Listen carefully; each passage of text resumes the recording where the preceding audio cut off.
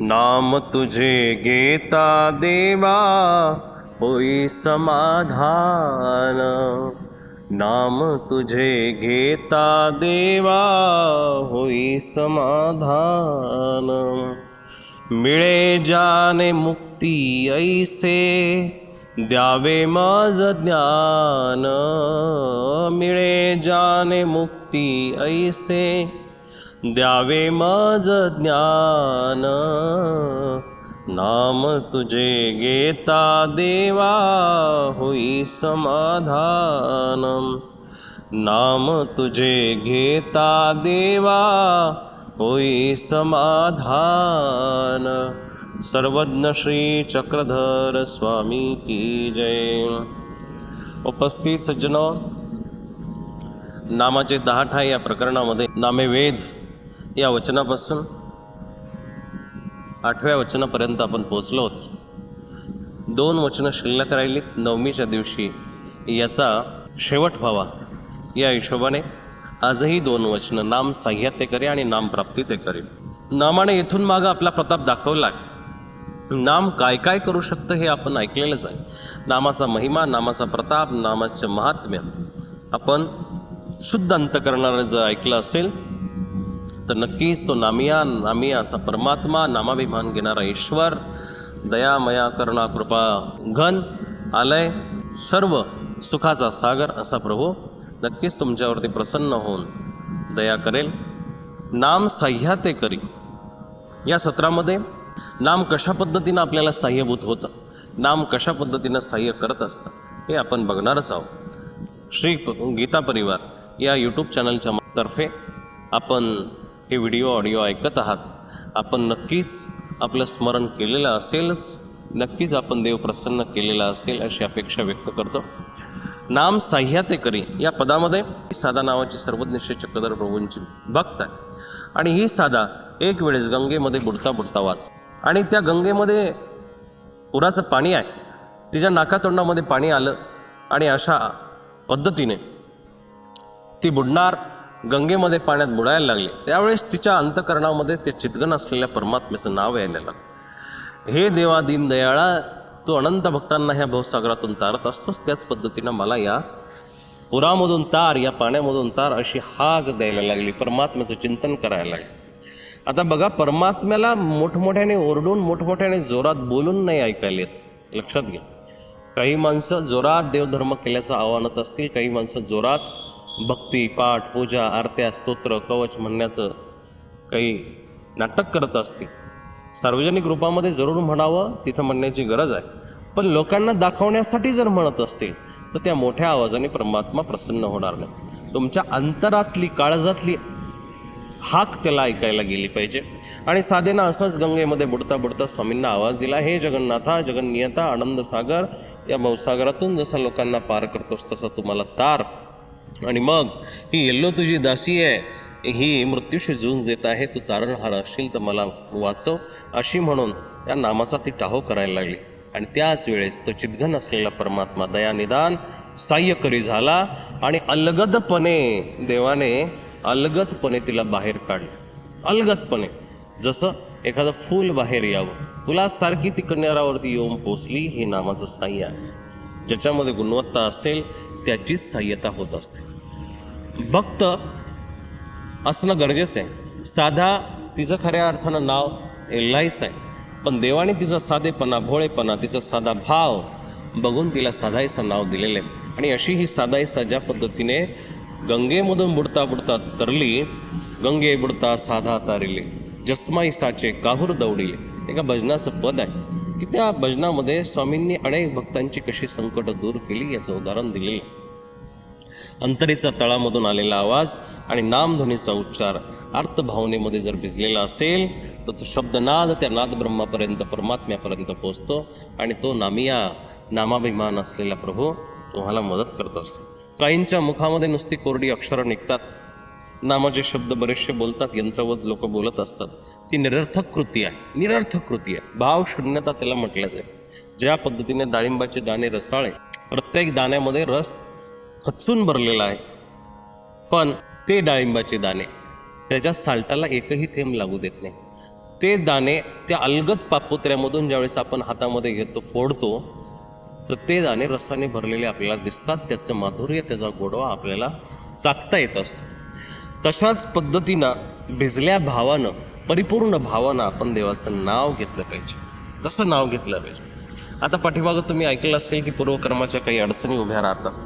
पूर्वकर्माच्या काही व्याधींनी, काही क्लेशांनी, काही दुःखाने, अडथळ्याने तुम्हाला नाम घेता येत नाही. परंतु त्या अडथळे दूर करण्यासाठी, ते अडथळे बंद करण्यासाठी देवाचं नाम सर्वोत्तम औषध आहे. सर्वोत्तम औषध. या औषधाच्या पलीकडे औषध नाही. 1000 दुकानं फिरा, 1000 मार्केटमध्ये फिरा, 1000 लोकांकडे जा, पण त्या व्याधींना औषध मिळणार नाही. काय येण्यावरती कुठं औषध आहे का? मला कसं तरीच होतं, याच्यावरती काय औषध आहे? नाही. हे जे कसं तरी होणं किंवा कंटाळा येणं वगैरे आहे, आणि ते जर नाम स्मरण करत असताना जर होत असेल, समजून घ्या पूर्वजन्मीचे अडथळे आहेत. ते आपण थांबवण्यासाठी जास्तीत जास्त नामोच्चार केला पाहिजे, नामस्मरण केलं पाहिजे. नाम साह्या ते करी, या पदामध्ये तुम्ही ऐकत आहात की नाम कशा पद्धतीनं साह्य करत असतात. महाभारताचं युद्ध संपलेलं आहे. सारवासारव झालेली आहे. सगळे माणसं इकडं तिकडं गेलेली आहे, स्वस्थळी गेलेली आहेत. आणि मग कृष्णाने अर्जुनाचा रथ त्यांच्या राहुट्यापाशी आणला.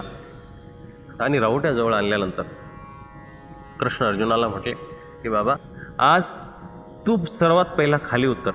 कारण भगवान कृष्ण सारथी असल्या कारणानं कृष्ण पहिल्यांदा खाली उतरायचे, पुढं बसलेले असल्या कारणानं ते खाली उतरायचे. पण आज अर्जुनाला देवाने सांगितलं की अर्जुना, आज थोडंसं तुला माझं ऐकावं लागेल. तू आज प्रथम खाली उतर, नंतर मी उतरतो. अर्जुन म्हटला, असं कसं? तुम्हाला डावलून मी थोडं खाली उतरणार आहे, तुम्हीच उतरा खाली. ते म्हटले, अरे ऐकत जा बाबा, एवढं ऐकलं, 18 दिवस ऐकलं, आता शेवटचं तरी ऐक. अर्जुन निमूटपणे खाली उतरला. देवाने अश्व मोकळी केली, अश्वांचे कासरे फेकून दिले, अश्वांनाही सोडून घेतलं. आणि मग अलगदपणे कृष्णाने उडी मारली. उडी मारता क्षणीच, भगवान परमात्म्याने उडी मारता क्षणी त्या रथाने पेट घेतला. अनेक आयुधांनी, अनेक अस्त्रांनी तो रथ इतक्या दिवस वेष्टित केला होता. आणि त्या कारणानं, पण तिथं भगवंत असल्यामुळे, भगवान परमात्मा असल्यामुळे त्या रथाचं एक चाकही निखळलं नाही, एखादा ध्वजही मोडला नाही, एखादा पार्टही गेला नाही. पण जसे भगवंत खाली उतरले तसा त्या रथाने पेट घेतला. अर्जुनाचे डोळे विस्परले, उभे असलेल्या माणसांचे, बाकी पांडवांचे डोळे विस्पारले. सगळी लोक अवाकपणे बघत राहिली. रथ पेटलेला बघून देव बोलता झाला की अर्जुना, अरे अनंत आयुधाने, शस्त्रांनी हा रथ वेष्टीत झालेला होता. आणि जर मी खाली उतरलो असतो तर तू रथासकट, घोड्यांसकट जळून फार झाला असता. हे फक्त मलाच माहिती होतं. अरे तू माझं 18 दिवस नाम घेतलं, तू माझ्या म्हणण्यानुसार वागला, म्हणून मी माझं कर्तव्य निमूटपणे केलं, तुला न सांगता. देव असा सहाय्य करत असतो, नाम अशा पद्धतीनं सहाय्य करत असतो. तुम्ही एकदा का त्याच्या चरणावरती हजेरी लावली, एकदा का तुम्ही त्याचे झाले, एकदा का त्याला आपलंसं केलं, मग त्याला वेळोवेळी सांगावं लागत नाही की देवा तू माझं हे काम कर, ते काम कर, माझं असं झालं पाहिजे, माझं तसं झालं पाहिजे, माझ्या व्याधी दूर झाल्या पाहिजे, माझे अडथळे दूर झाले पाहिजे, माझ्या घरातली बाकीची माणसं देवधर्म करणारी झाली पाहिजे अथवा नाही झाली पाहिजे, मला मदत केली पाहिजे, मला तुम्हाला सांगावंच लागत नाही. का? कारण तुम्ही एकदा त्याला सांगणं गरजेचं आहे. आणि त्यांनी एकदा का ऐकलं.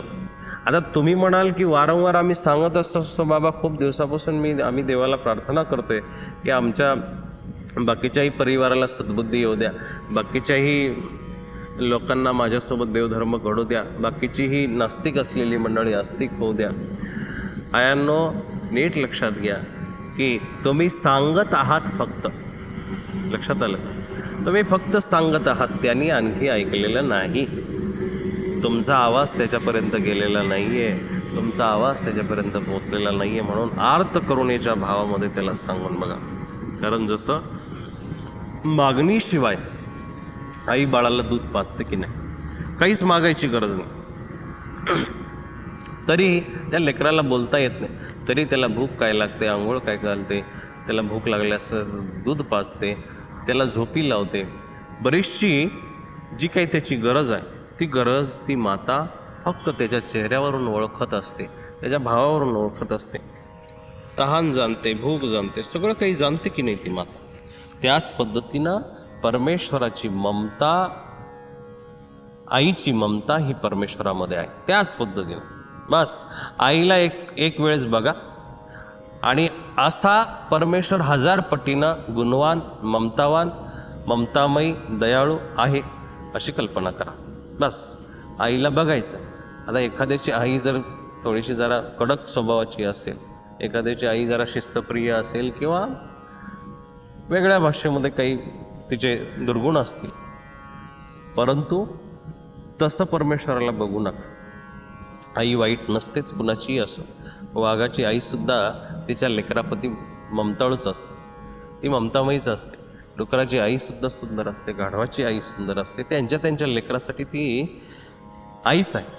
तशी आईमध्ये दुर्गुण नसतात, पण माणूस म्हणून कदाचित एखाद्या व्यक्तीमध्ये दुर्गुण असेल तर ते परमेश्वरामध्ये असू शकत नाही. कारण तो गुणाचा पुतळा आहे, गुणनिधान आहे, गुणसागर आहे. म्हणून आईकडं बघा, आईच्या ममतेकडं बघा. जेवढी आई तुम्हाला जीव लावते ना, 1000 पटीनं परमेश्वर तुमच्याशी लाखो पटीनं ममता करू शकतो. म्हणून त्या देवाचं स्मरण, त्या देवाचं मनन, त्या देवाचं ध्यान नेहमी जो व्यक्ती करत असेल तर देव तुमचं ध्यान ठेवत असतो. तुम्ही त्याचं ध्यान करा, तो तुमचं ध्यान ठेवणार. ज्या पद्धतीने पोटामध्ये किंवा तोंडामध्ये नुसतं अन्न टाकलं, थोडंसं गळ्यापर्यंत गेलं की ते आपल्या पण पोटामध्ये जात असतं. आणि पोटामध्ये गेल्यानंतर व्यान वायू नावाचा जो वायू असतो, त्या वायूनं पचत असतं.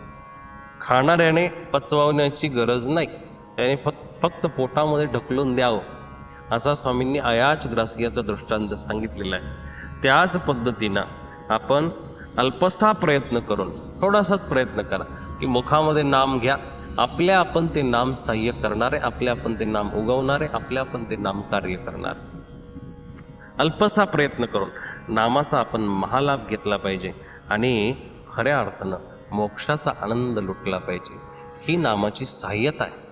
नामाचं मर्म तुम्ही ऐकत असताना नाम प्रत्येक क्षणी तुम्हाला मदत करू शकतो. नाम वाजत वारा धरी, वाऱ्यासारखे तुफान वादळ आल्यानंतर सुद्धा देव तुम्हाला मदत करणार. आकाशासारखं विघ्न येणार असेल तरी देव तुम्हाला मदत करणार. तुमच्या जीवनातील कुठल्याही पद्धतीचे अडथळे असो, देव तुम्हाला मदत केल्याशिवाय राहत नाही. आणि परमात्माचा आहे, अहो नीट लक्षात घ्या. त्याची फक्त कदाचित आपल्याला प्रचिती येत नाही, म्हणून आपण काही गोष्टींना नाकारत असतो. एक नास्तिक मुलगा आला आणि तो म्हटला की बाबा मी देवाला मानत नाही.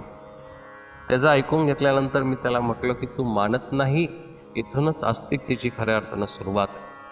तुझं न मानणं आणि मानणं याच्यावरती त्याला काही फरक पडत नाही. काय होतं की काही गोष्टी आपल्याला माहिती नसतात, म्हणून आपण त्या गोष्टींना मानत नसतो. आणि मग त्या माहिती करण्यासाठी अभ्यास करणं गरजेचं असतं, अनुभव घेणं गरजेचं आहे. तुम्ही मानत नाही किंवा तुम्हाला माहिती नाही म्हणून ती गोष्ट नाही आहे असं कधीच होऊ शकत नाही. असं कधीच होऊ शकत नाही. तुम्ही माना अथवा न माना, त्यांनी तुम्हाला मानलेलं आहे म्हणून तुम्ही जिवंत आहात, एवढं नीट लक्षात घ्या. तुम्ही सुखरूप आहात, तुम्ही स्वस्थ आहात, तुम्ही सुखी आहात त्याच्या मानण्यामुळं. त्यांनी ज्यावेळेस मानायचं बंद केलं त्यावेळेस तुमचा जय जयकार होणार, तुमचा जय जयकार होणार. आपण देवाला आठवत असतो, हे चांगलं आहे. आपण देवाची आठवण करतो हेच खूप चांगलं आहे. जर का देवाने आपली आठवण केली, आपण देवाघरी विनोदाचा भाग जर सोडला, तर खऱ्या अर्थानं देवाने आपली आठवण केलीच पाहिजे. पण तो केव्हा करेल की जेव्हा आपण त्याची सतत आठवण करू, सदैव आठवण करू. नेहमी जर आपण त्याची आठवण ठेवली तरच तो आपली आठवण ठेवू शकतो. आणि मग देवाघरी जाण्यासाठी हे रस्ते आपल्याला धरता आले पाहिजे, या पायऱ्या आपल्याला धरता आल्या पाहिजे. ह्या पायऱ्या म्हणजे काय की पहिली पायरी नामाची, दुसरी वेदाची, तिसरी बोधाची, चौथी अनुसरणाची, पाचवी स्मरणाची, सहावी जे काही नाम सहाय्य करतं, आकाश धरण्यासारखं, वारा थांबवण्यासारखं, तुफान थांबवण्यासारखं, मनाची चंचलता, अस्थिरता, मनातले द्वंद्व, मनातल्या शंका, कुशंका, टेन्शन, व्याधी, मनातले जे चालत असलेले एकमेकाचे वाद प्रतिवाद, एकमेकाविषयी ईर्ष्या, द्वेष, काम, क्रोध हे सगळी वादळं नामाच्या उच्चाराने थांबत असतात. नाम एक प्रकारची त्या वनव्याला मारणारी फुंकर आहे. किती मोठी आग असू द्या, पण हवा आली, हवेची झुळूक आली तर ती त्याला शांत करून टाकत असते. आग विजायला वेळ लागत नाही. अग्नी प्रज्वलित ज्या पद्धतीने होतो तसाच ती विझवण्याची ताकद नामाच्या उच्चारणामध्ये आहे. म्हणून अशा पद्धतीनं नाम सहाय्य करत आहे. ह्या पायऱ्यांवरती जात आपण आता शेवटच्या पायरीकडे जात आहोत. जी पायरी शेवटची तर आहेच आहे, पण त्या पायरीनंतर डायरेक्ट मोक्षाचं द्वार आहे आणि त्या द्वारामध्ये आपलं परमात्मा खऱ्या अर्थानं स्वागत करण्यासाठी बसलेला आहे. आनंदे दुदुंबी, त्या आनंदामध्ये आपल्याला प्रवेश मिळणार आहे. आनंद घडाजवळ प्रवेश मिळणार आहे. तो लहान लेकरासारखा आपल्याला कडेवरती उचलून घेणार आहे. या जीवात्म्याला आपलं शरीर नशिवंत असल्याकारणानं ते इथंच राहील, पण नाम प्राप्ती ते करी या पदामध्ये आपल्याला प्रभूचं मोक्षधन मिळणार आहे. प्रभू नामाचे नाणे आपण थोडेसे खर्च केल्यामुळं आपल्याला मोक्षाचं धन मिळेल. नाही खर्चिली कवडी दमडी, नाही खर्चिला दाम, बाई मी विकत घेतलं श्याम. भक्तिभावाने तुम्ही परमात्म्याला विकत घेऊ शकता. नामामध्ये अद्भुत रसायन आहे. ते नामाचं रसायन भवरोगांना जळून टाकत असतं. एखादी महाभयंकर कडू असलेली औषधी असते, पण रोगाला निस्तनाबूत करते, मुळातून मारून टाकत असते. त्या पद्धतीनं नाम रसायन इतकं ताकदवान आहे की ते अविद्या नावाच्या दोषाला जळून टाकत असतं. अविद्या दोषापासून मुक्ती आपल्याला मिळत असते. अविद्याचा बंध खऱ्या अर्थानं नामाने छेदत असतो. आता तुम्ही म्हणाल नाम प्राप्ती ते करेल, तर ही प्राप्ती म्हणजे काय? प्राप्त शब्दाचा अर्थ प्राप्तच होणे, मिळणे. पण प्राप्ती म्हणजे मोक्ष आहे. प्राप्ती खऱ्या अर्थानं जिथं सुख दुःख रहित जागा आहे, सुख दुःखाच्या पलीकडची जागा आहे, जिथं कुठल्याच पद्धतीची द्वंद्व भावना नाही आहे. द्वंद्वातीत झालेला असतो माणूस. जीवात्मा तिथं पूर्णपणे रजतमाच्या विरहित, राग द्वेषाच्या विरहित झालेला असतो. अविद्या नाश पावलेली असते आणि जीवत्वाची त्रुटी झालेली असते. हे शब्द थोडेसे ब्रह्मविद्येच्या गाभ्यातले शब्द आहे. हे कळायला आपल्याला थोडासा उशीर लागेल, पण जीवाला हे मुळातून लागलेले बंध आहेत.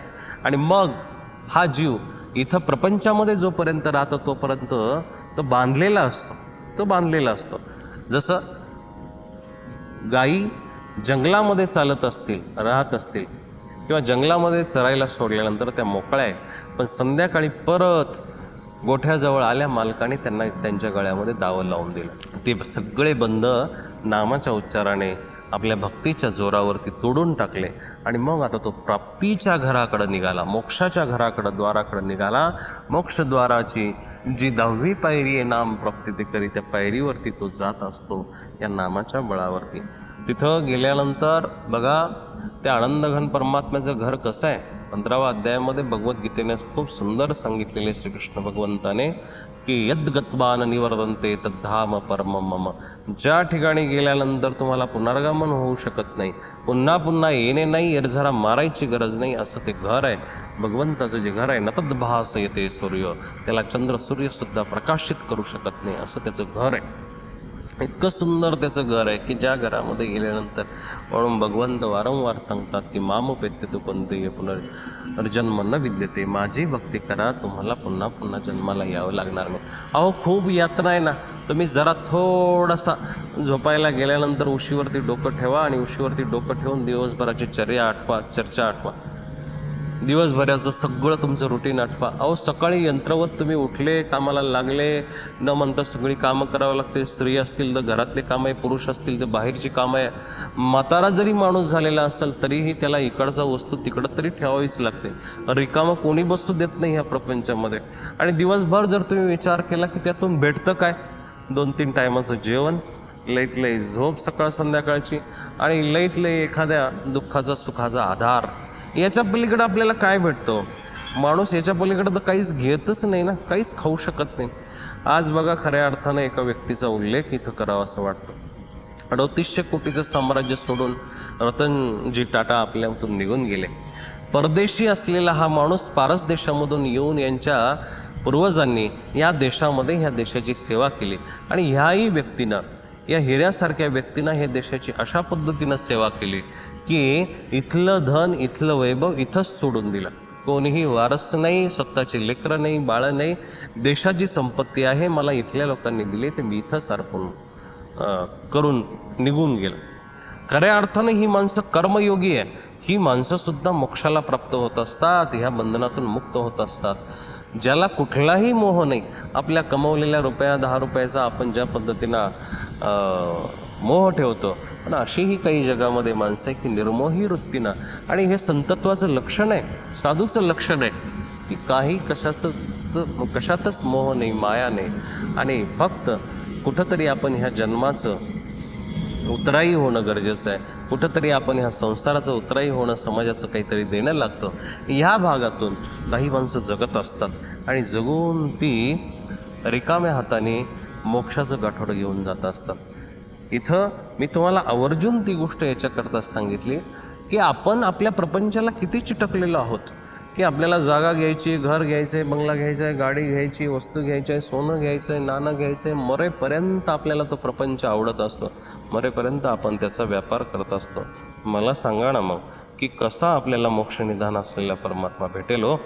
तुम्हाला 1 BHK 2 BHK घेण्याचंच स्वप्न अजून तुमचं पूर्ण झालेलं नाही आहे, तेव्हा मोक्षरूपी घर, जिथं तुमचे हे 1 BHK 2 BHK एका टिंबासारखे सुद्धा दिसणार नाही, तिथं ते मोक्षधाम आपल्याला प्राप्त करण्यासाठी किती खटाटोप करावा लागेल याचा खऱ्या अर्थानं आपण विचार केला पाहिजे. ईश्वर स्वरूप जे आहे ते निर्मळ आहे, तिथं फक्त सुख आहे. सुखाच्या पलीकडं शब्द जर बघितला तर आनंद आहे. आनंदाला कुठलाही विरोधी शब्द नाही. असा आनंद घन परमात्मा आपल्याला नामाने प्राप्त होत असतो. तिथं ईश्वर नामाची दिवाळी आहे, ईश्वराच्या अनुभवाची दिवाळी आहे, आणि ईश्वरच समोर असल्यामुळं आता बाकी काहीच नाही आहे. आनंदच आनंद, आनंदाचे डोही आनंद तरंग, आनंदाची अंग आनंदाचे. ही आनंदाची व्याख्या आहे, ते खऱ्या अर्थानं नामाने आपल्याला मिळणार आहे. म्हणून तुमच्याकडं ज्ञान असेल नसेल, ज्ञानासाठी तुम्ही प्रयत्न कराल अथवा न कराल हा भाग नंतरचा आहे, पण तुमच्याकडं जे सोप्या स्वरूपामध्ये जे आलेलं नामधन आहे ना, याला जीव लावा, याला तुमच्या हृदयाच्या तिजोरीमध्ये कुलूप बंद ठेवा. ते नाम कोणीही चोरता कामा नये, तुमच्या हृदयातून निघता कामा नये. अनन्य भक्तीनं त्या परमेश्वराचं स्मरण करा. सतत ईश्वराचं स्मरण केल्यामुळं तो आपल्या सगळ्यात मोठा आधार होईल, सहारा होईल. जगावरती जर तुम्ही विसंबून राहिलेले असाल तर जगाचा आधार सोडा. जोपर्यंत प्रेम गली अति सांकरी जामे दोन समाय. प्रेम गली म्हणजे प्रेमाचा रस्ता, प्रेमाचे घर, प्रेमाची गल्ली. सांकरी म्हणजे छोटी आहे. प्रेम गली अति सांकरी जामे दोन समाय. पण त्या गल्लीमध्ये, त्या घरामध्ये 2 व्यक्ती राहू शकत नाही. एक तर हरी बसे वहाँ मैं नहीं, जहाँ मैं बसे वहाँ हरी नाही. एक तर तुम्ही तिथं राहू शकता, म्हणजे तुमचा अहंकार, तुमचं अस्तित्व राहू शकतं, किंवा देवच तिथं राहू शकतो. तुम्हाला तुमच्या हृदयामध्ये, प्रेमाच्या त्या घरामध्ये कुणाला ठेवायचं हे तुमच्या हातामध्ये आहे. या 9 पायऱ्यांच्या आसनावरती, 9 नामाच्या पायऱ्यांवरती तुम्ही 10वा मोक्षस्थानापन्न केलेलं आहे, आणि तिथं वास करण्यासाठी, त्या ईश्वराच्या घरामध्ये जाण्यासाठी आपण ह्या नामाच्या पायऱ्यांचा आश्रय घ्यावा. आपलं नाम खऱ्या अर्थानं सबीज करावं. आपल्या नामाला आपल्या हृदयामध्ये ठेवून तो नाम या हृदयामध्ये आणण्याचा प्रयत्न करावा. दक्ष होऊन स्मरण करा, दक्ष होऊन आपला धर्म करा. जेव्हा जेव्हा तुम्हाला विघ्न येईल, जेव्हा जेव्हा काही त्रास होईल, त्यावेळेस तुम्ही नाम आठवा. अदृष्ट शक्तींचा काही प्रकोप असतील, काही बाधा असतील, काही बाहेरचे त्रास असतील, विघ्न असतील, ते नामाने निघून जात असतात. आता तरी मला वाटतं की नाम घेण्यास आपल्याला काहीही हरकत नाही. कोणाला नामाबद्दल आत्तापर्यंत शंका असतील, पण एवढा नामाचा महिमा ऐकल्यानंतर कुठलीही शंका राहणार नाही. तुमच्या अनंत समस्या असतील, अनंत काही तुमचे विघ्न असतील, ते नामाच्या साह्याने दूर होणार आहे, आणि मग पुढं प्राप्तीचा सोहळा तुम्हाला प्राप्त होणार आहे. जसं सगळं गाव गोळा झालं आणि मुख्य अतिथी जर पाठीमागं राहिला असेल तर सगळं गाव त्याच्या प्रतीक्षेमध्ये असतं, आणि मग जेव्हा मुख्य अतिथी येतो सगळं गाव त्याला बघायला लागतं.